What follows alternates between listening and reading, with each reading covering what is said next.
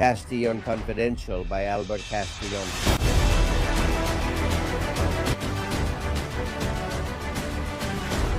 Welcome, how are you, insiders? Thank you for staying with us. Strength and honor. How important it is to keep holding the line in the face of so many lies the government is telling about the Ceuta invasion case. It's one after another, it never ends.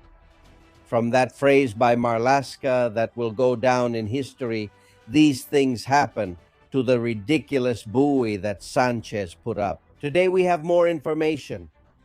Perhaps the most important of them is that the National Security Services, the department that reports to the Prime Minister's office, has deleted the reports about the invasion of Ceuta. The previous ones, the ones that would prove they warned everyone, there is a report dated the 11th. Remember, the invasion was on the 30th. And another one dated the 17th. That is, they had plenty of time, almost 15 days, to mobilize the army, to double the civil guard forces at the border, to demand explanations from Morocco, right? No, what they did was neglect their duty on the orders of the one in charge, the Sultan of Morocco. You have to obey the one who has the Pegasus information. The fact that the Department of National Security deletes reports that prove they were warned is extremely serious. And I'm sure that Judge Maria Tardon, the judge of the National Court, who has opened judicial proceedings in the case, will take it into account because they are erasing evidence. Erasing evidence that could implicate them in serious crimes. Luckily, there are institutions in Europe and elsewhere that function democratically, unlike the Spanish government here. And there is a report from the European Union intelligence services that confirms that the invasion of Ceuta was planned from Rabat, that it was organized by Morocco, planned by them, and what's worse, previously communicated to the Spanish government. In other words, Morocco did inform the Spanish government about what was going to happen, so what did Sánchez do? He looked the other way. Nothing. Let it happen. This leak from the European intelligence services shows the government's deliberate passivity, which would itself be a crime. There are 22 countries in the European Union that are now demanding explanations from Spain. Why didn't Spain warn them? Why didn't they issue an international alert? Ceuta is part of the Schengen area. It's the gateway before taking the ferry to Algeciras or flying to Malaga or any other city and invading the rest of Europe. How many of them will reach Germany? How many will reach France? The problem wasn't Spanish, it was European. And even if they deny the CNI reports that existed, as you know, they won't be able to deny this European Union report, which proves the lies of Sánchez and Marlaska. These 22 countries confirm that Sánchez is a direct threat to the security of the Schengen area, and that Sánchez threatens all of Europe's sovereignty, not just Spain. The report exists, but the direct parties here destroyed it. The government itself did the same. No solo de España. European Union intelligence report does remain and would be evidence of alleged crimes, the main one being treason. And by the way, regarding the call for the 15th, it's too obvious. Ruben Pulido told us about it a couple of days ago. The Civil Guard is investigating that call. It's serious, it's true. They want to enter Ceuta again by sea and by land. There is a report from the Civil Guard that explains more details. They say what time to meet, where to meet, how to arrange transportation. There are public transportation routes from the cities of Casablanca, Rabat, Fez, Marrakech, Agadir, and Tangier. And there's even a map with the roads and the points where the Moroccan police could station themselves to carry out checks. It's too obvious. The information we're getting from Spanish intelligence is that this is a setup made by the Moroccan government. Don't let yourselves be fooled. If on July 30th nearly 100,000 people were able to enter Ceuta, it was because in Morocco they opened the doors for them, showed them the way, and the gendarmes coordinated the operation by order of the Moroccan government. We've seen countless videos of how they did it.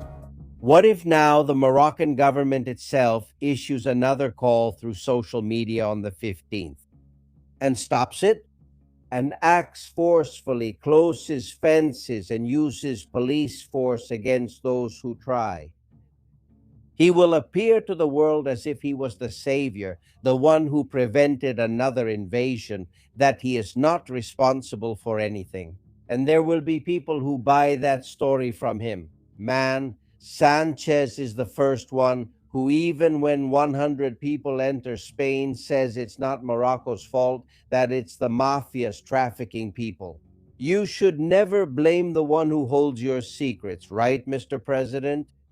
Therefore, what happened on the 15th is nothing more than a horror show, theater, a masquerade by the Moroccan government to clean up its public image, to make it look like something it's not. But their path is set, and they will keep trying and will eventually end up occupying Ceuta and Melilla. Have no doubt. And they want to do it with Sanchez in Moncloa because that way it's extremely easy for them. Castillon Confidential by Albert Castillon.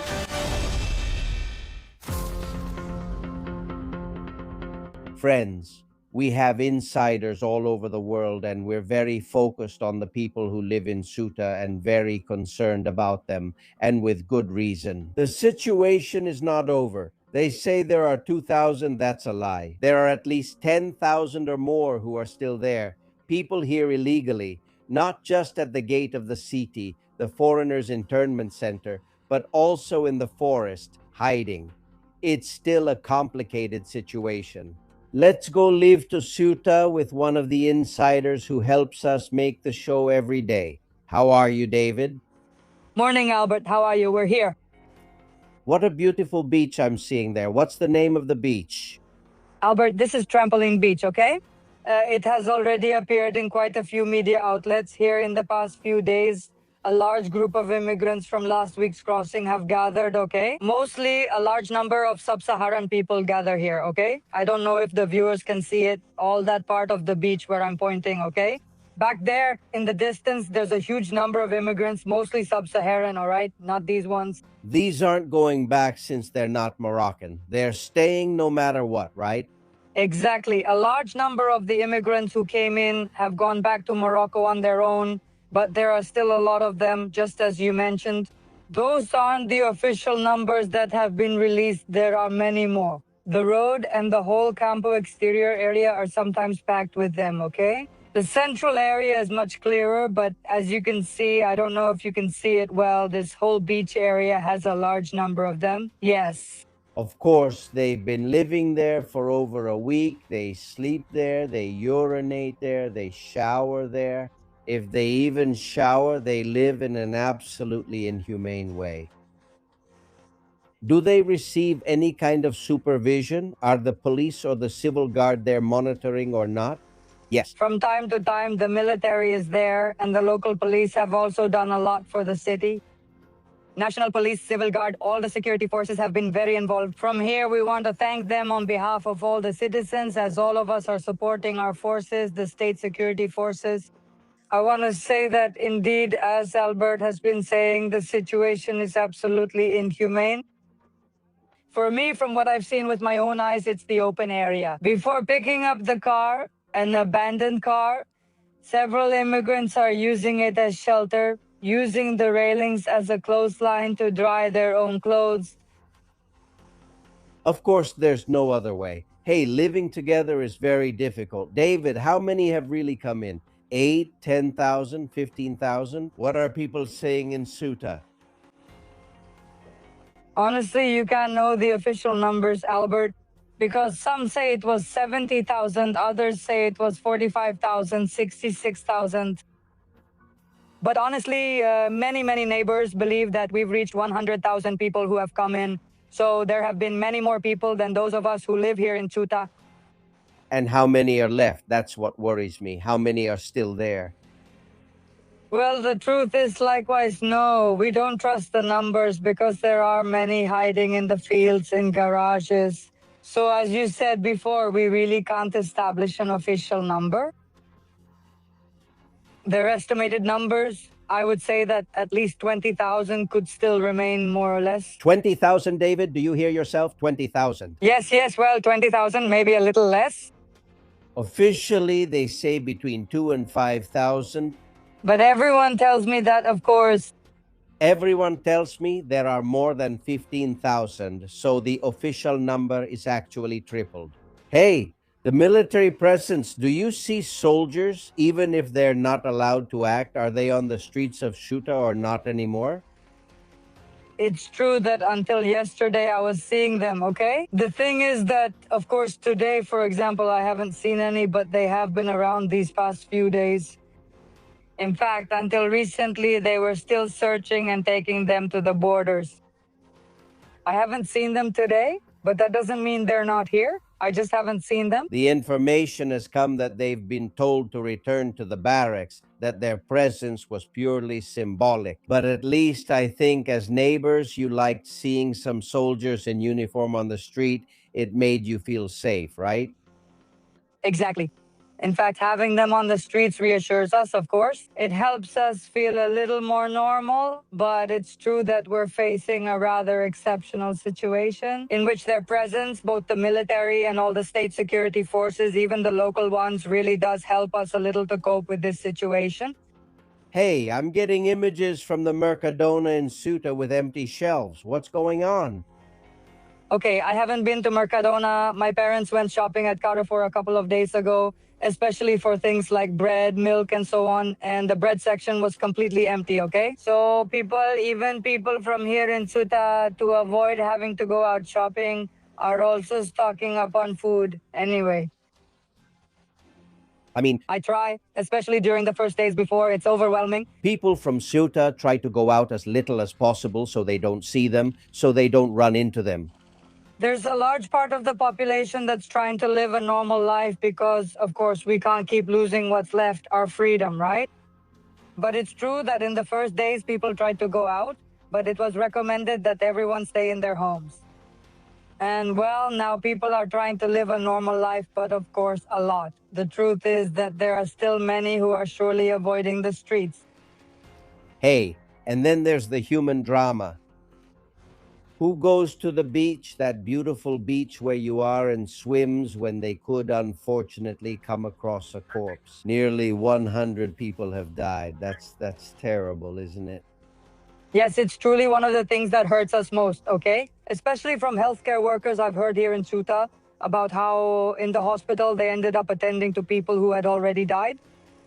It must be a horrific sight. Those people must have suffered a lot seeing the situation.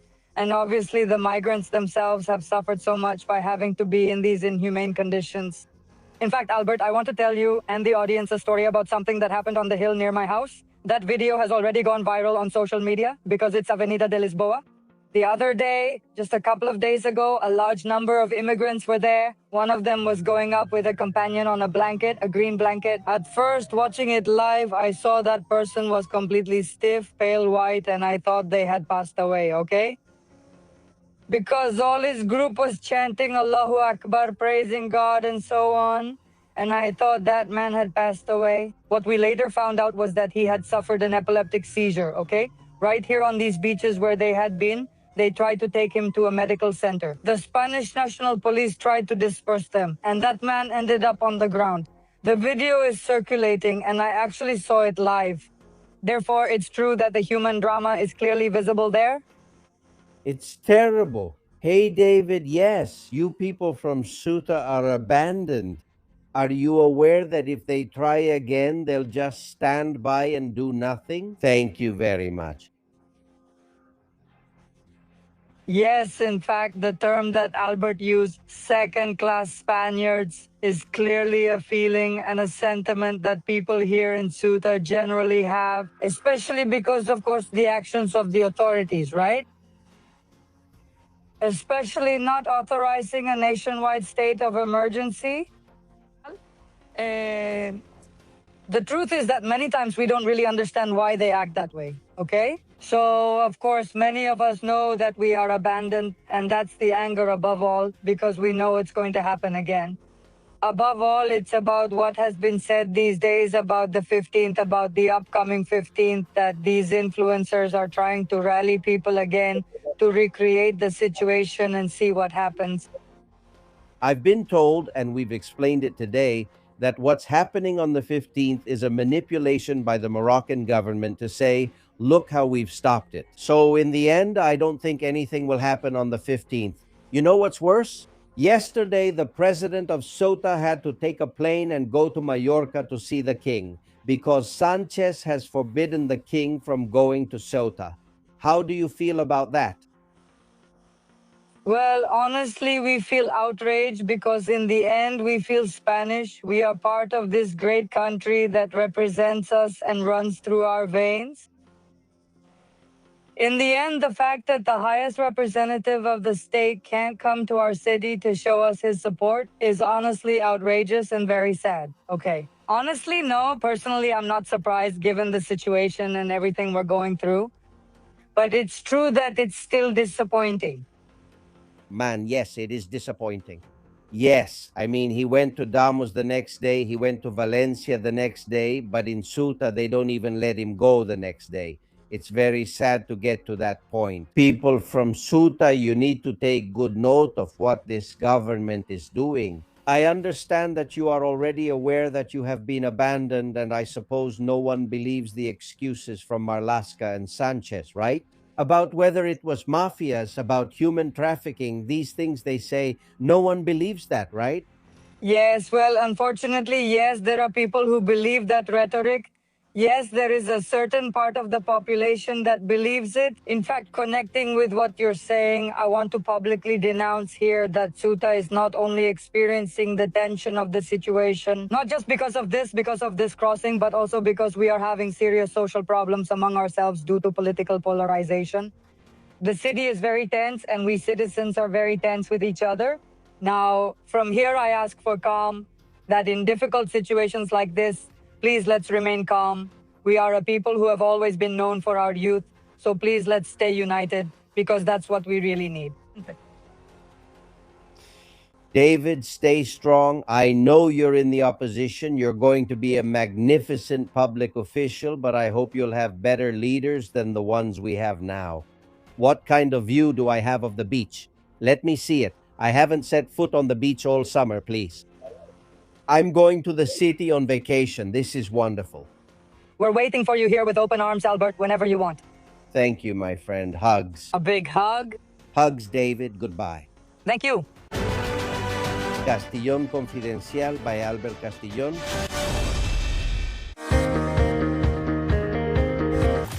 We're waiting for you at the home of sparkling water, Bichi Catalan.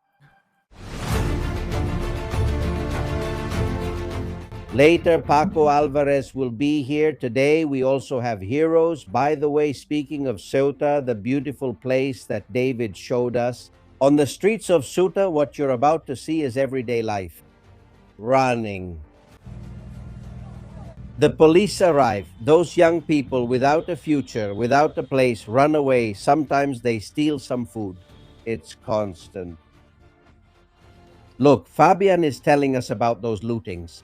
We all already know that we're going to give 25 million to Ceuta, not for the Ceutans. The Ceutans have had their shops and everything looted, but well, that's no big deal.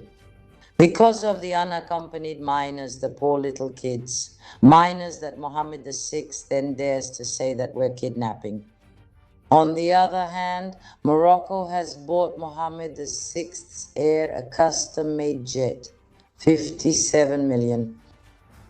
And we have to send 25 million to feed their children. It's starting to get ridiculous. Say it, ridiculous. How can they buy a plane for Hassan III, the heir? And here we are paying billions to Morocco. It's a rich country hosting the World Cup where the head of state, the Sultan, is the wealthiest person in Africa. It's completely absurd. They mistreat their people, man. It's basically a dictatorship. By the way, yesterday on Telemadrid, I don't know which panelist said that Morocco was a democracy. Seriously, on Telemadrid, they should screen the people they put on air, because if that's happening on Telemadrid, what will they say on Channel 1, right? Well, this scene, looting in clothing stores, was sent to me. They say it's Ceuta. Goodbye, both of you, both.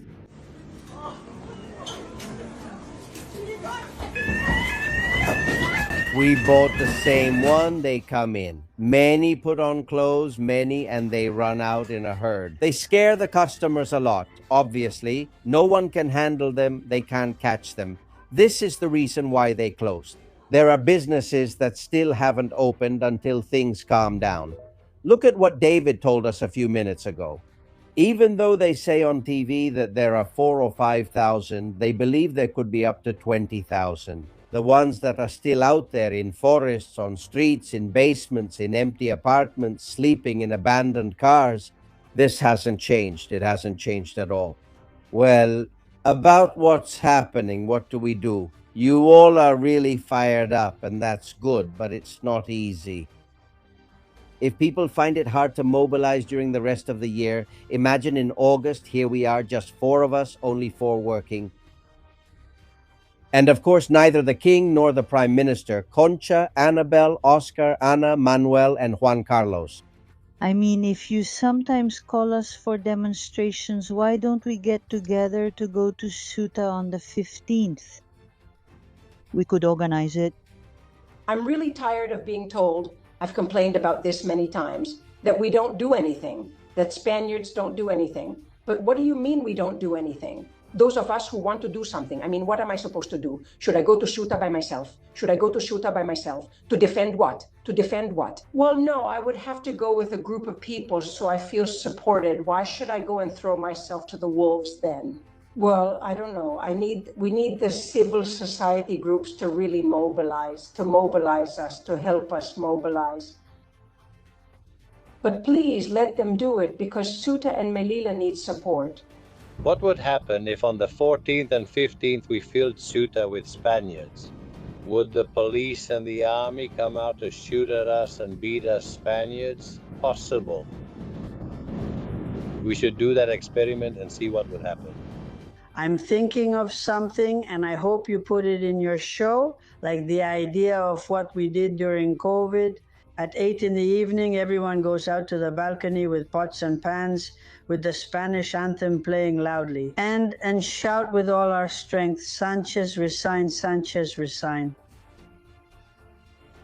At 8 or at 7:30, whenever people can, all of Spain has to go out with their pots and pans. We have nothing else left to do.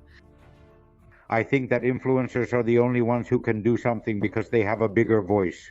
I think we should get the fishermen ready, prepare the fishermen's boats in advance, and if one day something like what happened this weekend happens again, we should take the boats and go to Ceuta, us Spaniards, so we can go there, because we can't go swimming, right? Good morning, Albert. I have a suggestion about the confidential segment. On August 15th, hold a mass in both Ceuta and Melilla at 12 for all those who are Christians, and for those who aren't, then have some vermouth and come back to Spain. Thank you very much. Thank you very much. Any proposal is a good one, you know? I would be in favor of calling a general strike between September and November. The first citizen-led general strike, and I think it's about time. I know that at the end of September, there will be another big demonstration for dignity in Madrid. And regarding Ceuta, we have to see how things unfold, because right now in August, I think it would be a failure. We would go, it's not that we don't mobilize, it's just that it's always the same people who mobilize. It's awful. I see the same faces at every protest I go to.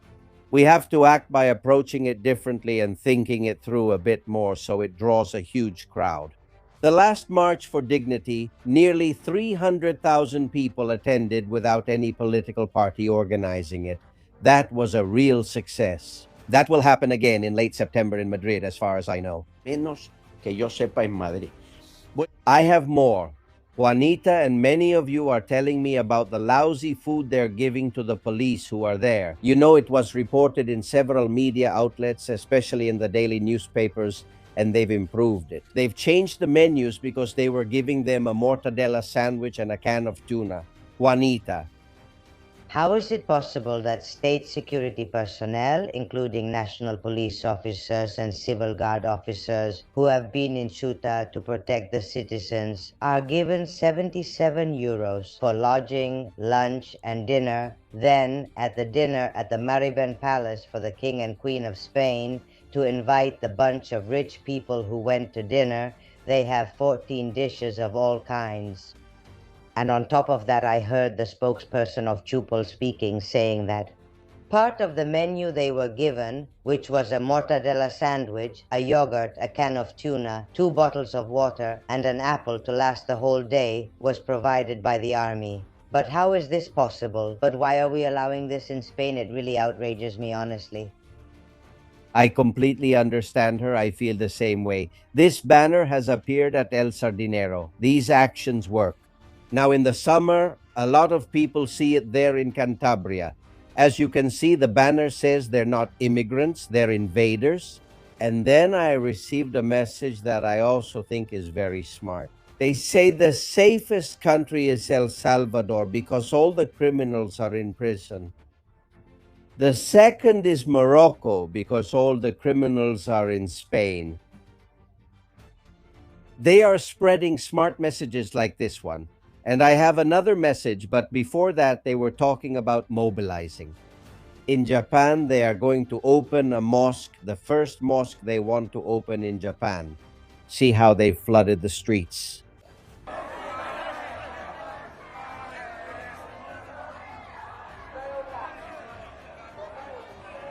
Maybe we should start learning how people mobilize, for what reasons and in what ways. Let's learn from other countries. They even wear uniforms. Have you noticed? Masks, the same appearance. Very well. These are people who are truly prepared. Last messages from Diego Jose Ronaldo. Paco Alvarez is coming. I just wanted to say that for me, the first priority a president of a nation should have is the safety of the citizens of their country. What we're seeing here is exactly the opposite. They put the lives of Spaniards at risk every day. To me, they are real criminals. Hello, Albert. Let's see. I think that at this point, there's no room for any more fools in the PP. Now it turns out that the president of Ceuta, Juanjo Vivas, is going to see the king at the Mariben Palace in Palma de Mallorca. So instead of the king of Spain going to Ceuta, the president of Ceuta has to travel to Palma de Mallorca. Can you believe it? Seriously. I mean... There really isn't room for one more fool in the PP. I'm really frustrated because they're not doing what they're supposed to do, neither Malaska nor anyone else, when they should be protecting the borders.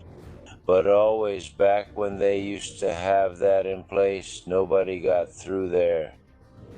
And so they don't do it, they let them slip through, and then, well, we have to take care of it. Of those miners, and then inevitably distribute them throughout all of Spain. This is pathetic. It makes you feel powerless. We are totally unprotected. Someone should be able to do something. It was on Thursday, yesterday when it happened, the king summoned him to show that they won't let him go. For once, the royal house does something right, not like the outfits and the nonsense.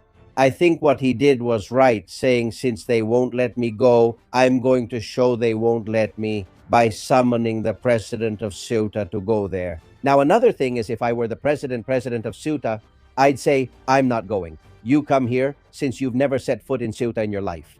Make a couple of decisions. Act like a king for once. Stand up to power for once. That's what I would have done if I were president of Ceuta. But hey, everyone knows their own business. Susanagas Newsroom latest messages.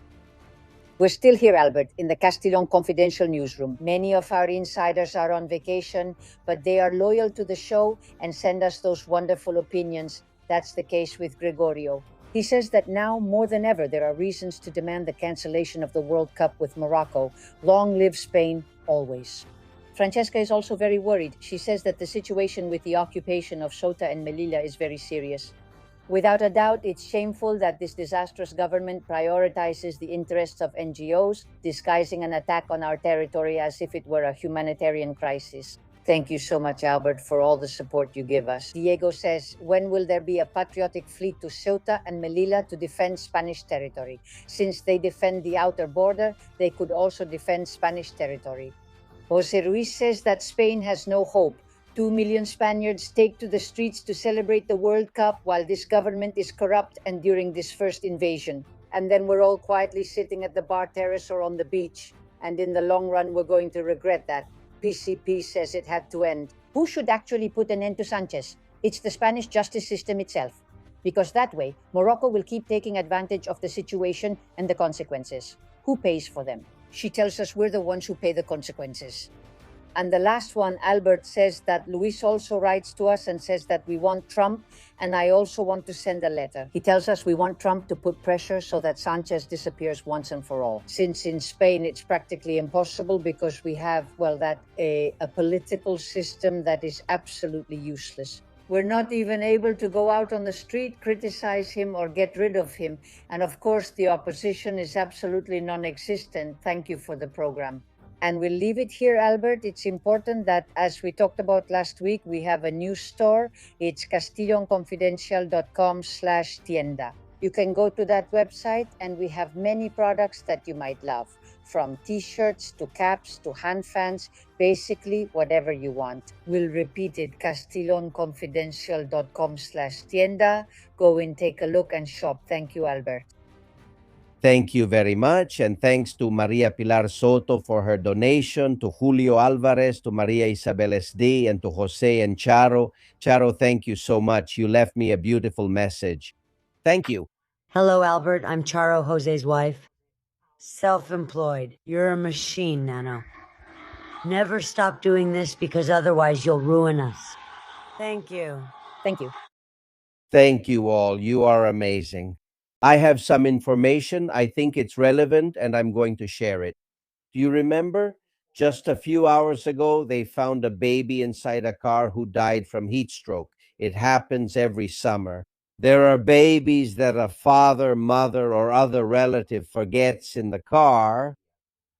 This time, the baby who passed away is the grandson of Tito Berni. Do you remember Congressman Fuentes Curbelo, the one who appeared in his underwear, the one from the brothels? Well, the Las Palmas newspaper published it. Poor child, 20 months old. He was Tito Berni's grandson, the son of the congressman's son. It happened in Puerto del Rosario in Fuerteventura. My condolences to the family because, folks, when something like this happens, it's really tough. That family, honestly, between how shameless Tito Berni has been and now this tragedy, just can't catch a break.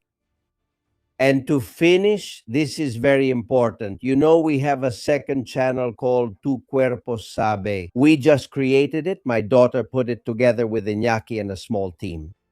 I really like it because it analyzes the body's reactions and why they happen. They've done something that no one had dared to do until now. Analyze what illness, if any, the Prime Minister Pedro Sánchez might have. The first video is about possible physical illnesses. Another one about mental illnesses is coming, so get ready. A preview, please. Are there diseases capable of causing some of the physical changes we've seen in recent years? The answer is yes, and we're going to analyze two of them. The first one is hyperthyroidism. It occurs when the thyroid gland produces more hormones than the body needs, speeding up the metabolism. And what can it cause? Weight loss, even while maintaining appetite, difficulty sleeping, nervousness, fatigue, excessive sweating, tremors, and an increased heart rate. Additionally, when there is significant weight loss, the face can lose volume and some facial features may become more pronounced. These are changes that, when seen from the outside, could easily be mistaken for stress, fatigue, or simply the passage of time. Is that what Sánchez is suffering from? There are more possibilities. They analyze more possible illnesses in a video. Very interesting, please. I encourage you to subscribe to Cuerpo Sabe 2.0. To Cuerpo Sabe 2.0. Watch the video they just uploaded. It's impressive. All right, Paco Alvarez will be here in a minute because we've got a hero. Castillon Confidential. See you at the...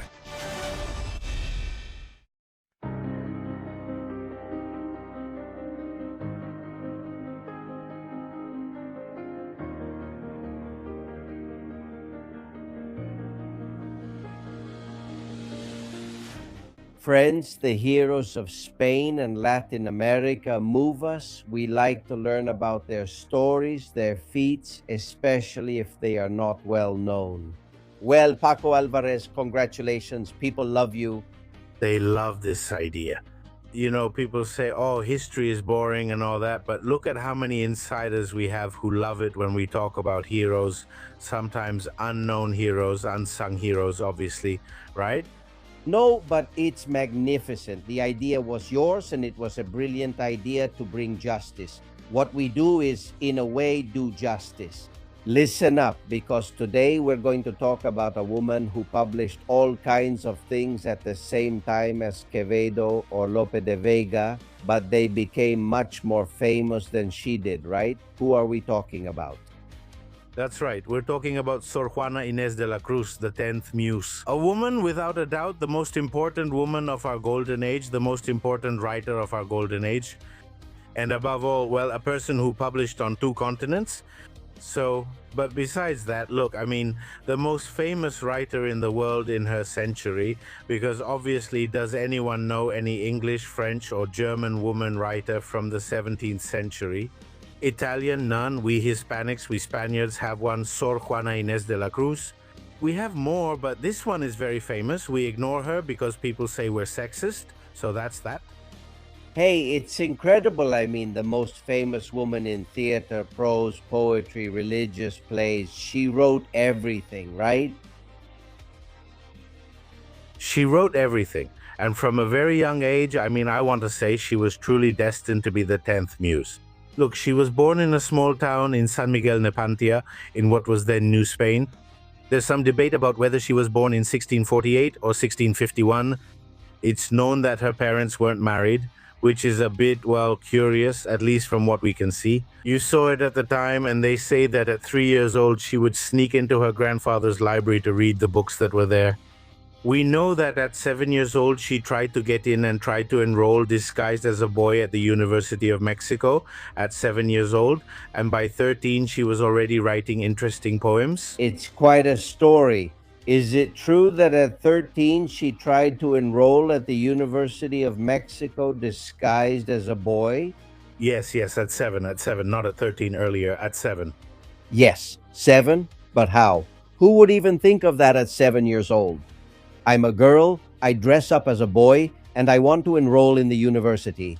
I understand why they didn't let her, or did they? No, obviously not. They didn't let her, but well, later on, like I said, at 13, she was already writing poetry. And, well, she became famous, she became well known, and she became friends with Leonor de Careto, who was the viceroy. So she moved to Mexico City, the capital of New Spain. And there, well, she gradually became famous, started writing and so on, and eventually became a nun. Because she herself says that's where she would be the freest, maybe because she was a nun, which is why we don't pay much attention to Sor Juana Inés de la Cruz. It's possible, in fact. The problem from what you tell me about Sor Juana Inés de la Cruz is that she didn't want to get married, and at that time, either you got married or became a nun. There was no other option, right? There was another option. Look, in her own words, she says, open quotes, I became a nun because given my total aversion to marriage, it was the least disproportionate and the most decent thing I could choose, close quotes. But anyway, I mean, she became a nun to be free, exactly, also. But anyway, right along with Inca Garcilaso, with Ruiz de Alarcón, with Balbuena, and with Ostros. It shows that the Spanish Golden Age is not something from just one side, from America.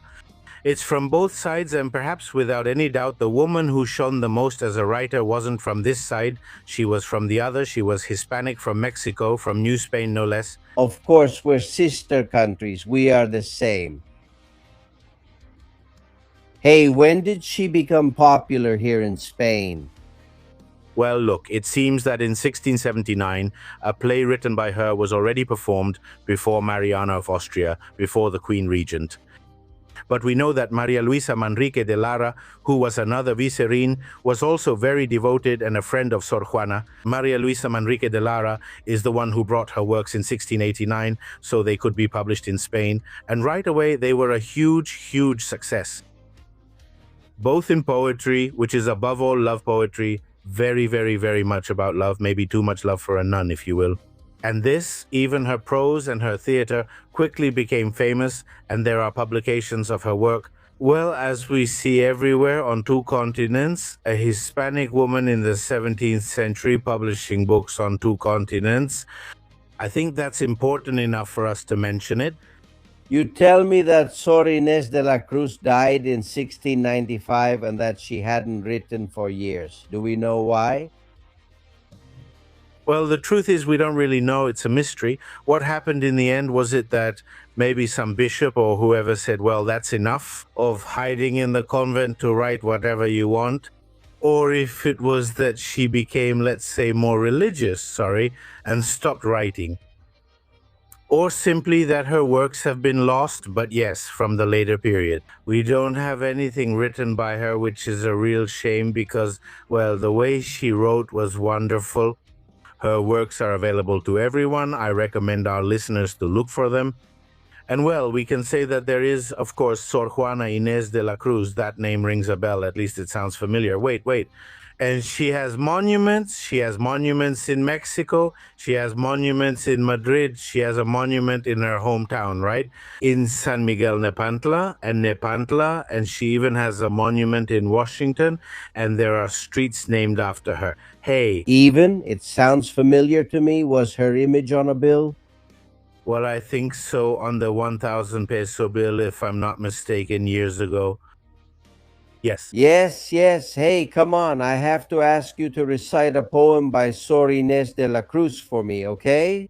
Right. One of those poems, we're talking about something very curious. A nun who became a nun to be free, but who wrote about love like no one else, which is very curious. This is a love poem. This is a love poem, and with your permission, I'm going to read a little bit of it. It's very brief. Dice. It says, I never find complete pleasure because between relief and pain, I find guilt in love and forgiveness in forgetting. This enduring sorrow of mine comes from fierce pain, and I won't say much more because it goes beyond madness. If I happen to contradict myself in this confusing mistake, anyone who has ever loved will understand what I'm saying. This woman is a mystery, a Christmas full of mysteries. I think she loved in secret, that she had 1,000 experiences, but what a woman, what an intellectual, what a genius. For centuries, the most famous and beloved in the Americas, right? Without a doubt, there isn't any famous female writer after her until at least the 20th century, which means we're talking about 300 years later, 3 centuries later. And I insist, by the way, the convent where she lived for at least 25 years is still preserved in Mexico, which is interesting. But just imagine if there were an English female writer from the 17th century. Oh, they would be talking about her all day, making series and movies. Well, we have to stand up for our own. No one talks about them. We have to stand up for our own. Whether they're Mexican or Spanish, it's the same, and they're so great. They're really great. Sor Juana Inés de la Cruz, please don't forget her because she is part of Hispanic history. I follow you on your channel, Historias Confidenciales. Hugs and thank you. Hugs, friends. See you later. 593, 9,159,304.91. completely trustworthy.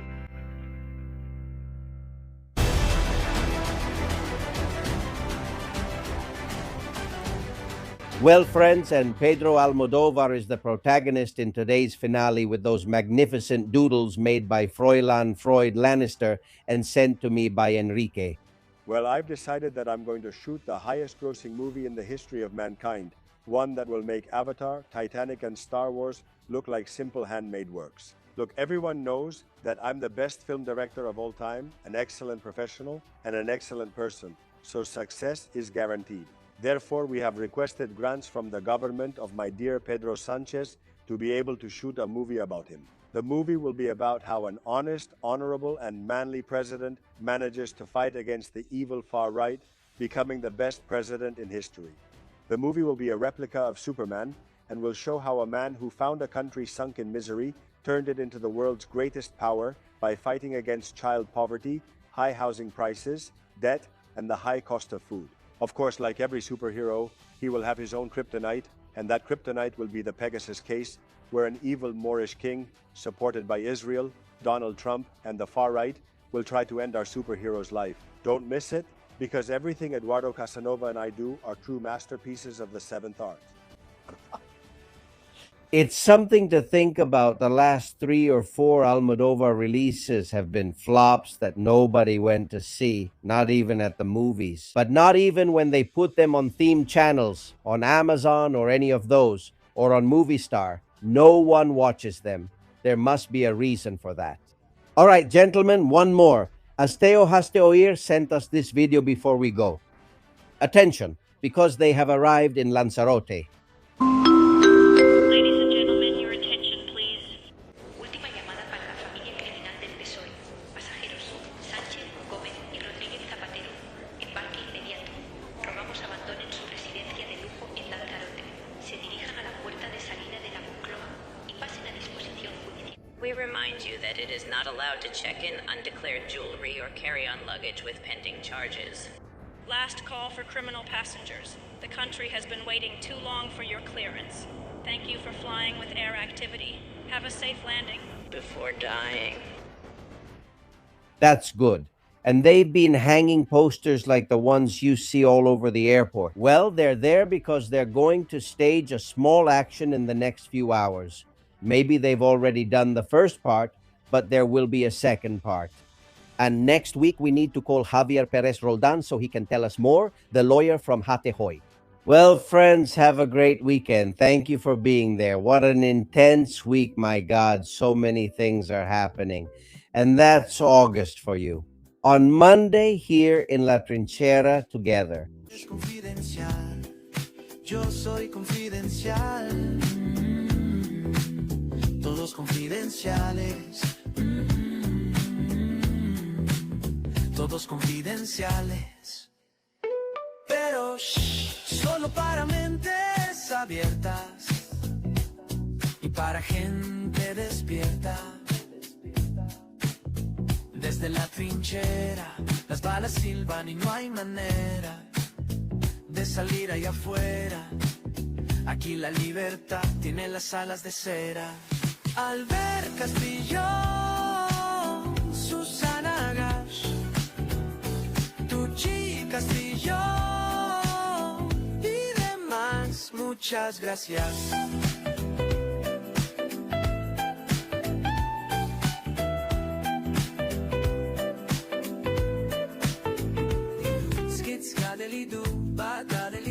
Con esto y un bizcocho. Hasta mañana a las 8.